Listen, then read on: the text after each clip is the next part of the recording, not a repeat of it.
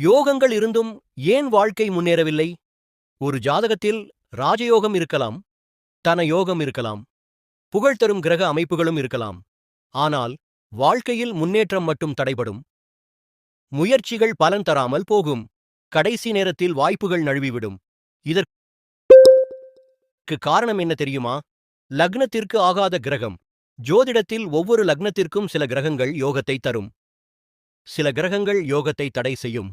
அதில் முக்கியமானவர்கள் 6ஆம் பாவ அதிபதி மற்றும் 8ஆம் பாவ அதிபதி. 6ஆம் பாவம் என்பது கடன், நோய், எதிரிகள், வழக்கு, மனப்போராட்டங்கள். 8ஆம் பாவம் என்பது திடீர் தடைகள், மன அழுத்தம், இழப்புகள், கர்ம சோதனைகள்.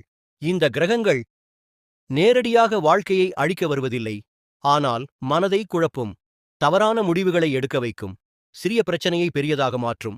இதனால் ஜாதகத்தில் உள்ள யோகங்கள் கூட முழு பலனை தர முடியாமல் போகிறது.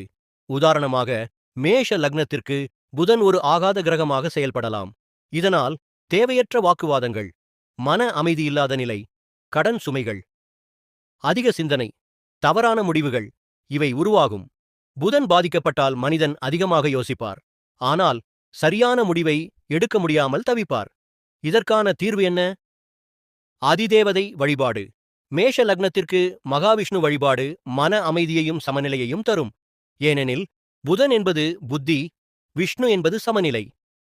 மேலும் பாசி பயிறு தானம் புதனின் கடினத்தன்மையை மென்மையாக்கும்.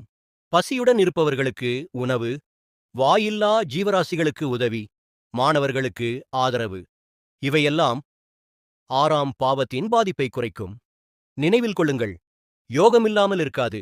யோகத்தை அனுபவிக்க விடாமல் சில கிரகங்கள் தடையாக இருக்கும். அந்த கிரகத்தை புரிந்துகொண்டு வழிபாடு, ஒழுக்கம், தானம், மன அமைதி இவற்றை கடைப்பிடித்தால் தடைப்பட்ட யோகங்கள் கூட ஒரு நாள் முழு பலனுடன் வெளிப்படும்.